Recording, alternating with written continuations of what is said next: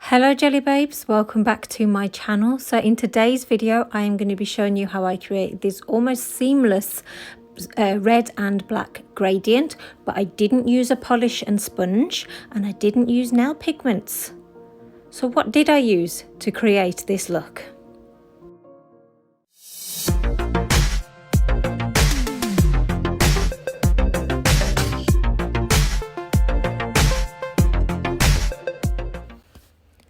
I'm actually going to be using some eyeshadows and I was really impressed with how these performed. So this is Jaclyn Hill's new palette, volume 2 from Morphe or Morphe, however you pronounce it.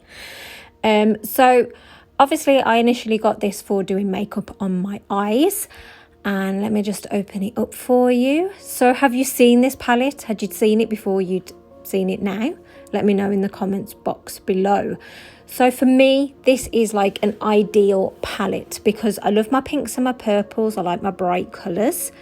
It's got a real good mix of matte and shimmers, but then it's also got those nudier tones as well. Do you know, if you just don't want a really bright mani, you just want more of an everyday look. And I think the selection of colour is really good as well.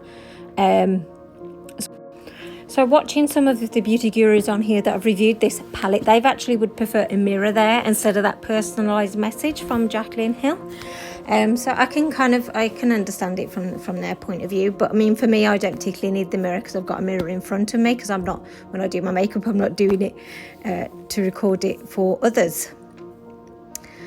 So I'm going to get into now how I did this on nails. So I am going to be using 2 coats of this Madame Glam Perfect White Gel Polish. So obviously with gel polishes you are going to need a lamp to dry them under. So you want to apply a nice thin even coat. So I'm just applying the second coat here and curing that in the lamp. Now if your gel polish hasn't got a very good tacky layer, then this is great because as you can see it's for dry glitter or pigments. But don't worry if you don't use gel, you can use this. It's a transfer foil glue actually. So this you would just apply it on top of your normal nail polish and leave it to dry. I normally wait a few minutes to make sure that it is completely dry before I start adding the pigments. So I will leave links to these products in the description box below as well. So it's this section of the palette that I'm going to be using. So I'm going to be using Living My Best for the red, and I'm probably going to blend it in with this crazy colour, and then it's Temptress that I'm going to be using for the black. So the brush that I'm going to be using to work with these pigments is this Natasha Lee, Divine by Natasha Lee, and it's the number 6 for pigments. So I was really pleased actually that I could use this because I didn't really want to have to dig into the palette to get some of the powder off. So I was really happy that I could just use a brush like normal. So I've just turned the palette on the side because it was just too big trying to capture it on camera. So I'm just going to show you me getting the powder now, how I got it to go on the brush. So I've just rubbed it back and forth and you can see that you get quite a nice amount on the brush. And then actually I moved this away because I didn't want to any bits that are coming off going on top of the other colours and contaminating it. So I'm just sort of working the powder into that nail, into that tacky layer.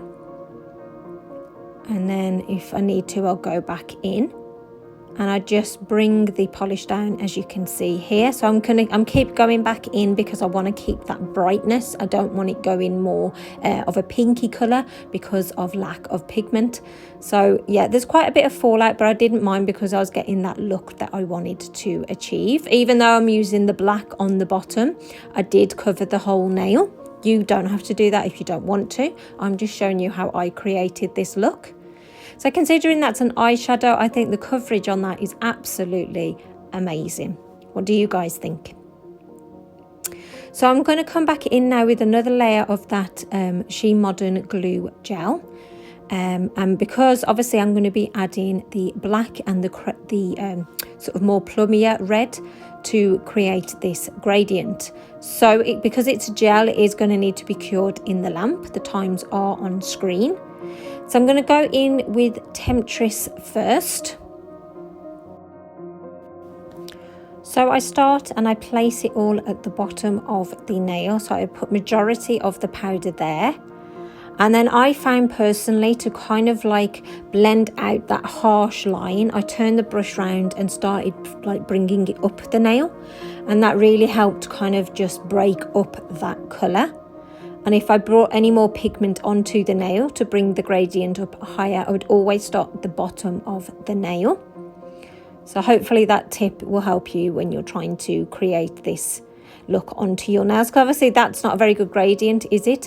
So basically I came in now with Crazy to blend that red and black. So I just start by going over where I finished on the black and, you know, really sort of burnishing it in and putting it over each colour and just working up the nail. Now obviously I didn't want to put too much of this on because I still wanted that bright red but the darkness of the black. But you'll really see the difference when you add the top coat as well. So just get it roughly how you would like it. And then to finish it off, I came back in with Living My Best and just dragged that down. And I found that just blended it all out really nice and perfectly, as you can see here. And obviously make sure you blow off any excess before applying any top coat. So to clean the brushes off between changing of the colours, I just got a cotton pad and some isopropyl alcohol. So this was me cleaning the red off, as you can see here. So I just keep going, and as you can see, even though I used only a little bit, it took quite a lot to get this red pigment off. But if you flip it over, you can see there I've only need a little bit more work to get that red out, and then I like kind of wipe it on a dry one to dry the brush out as much as possible before I went in with using a different colour.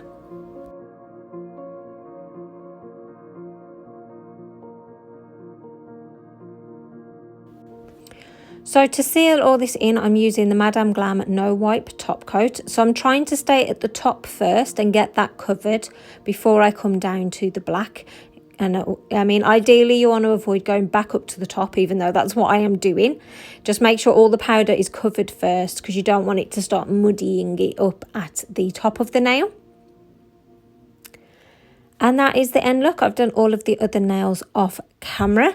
So I was so happy with how these turned out, because you can have your nails really looking similar to the eyeshadows that you've chose to use. So you can you can match your nails to your makeup.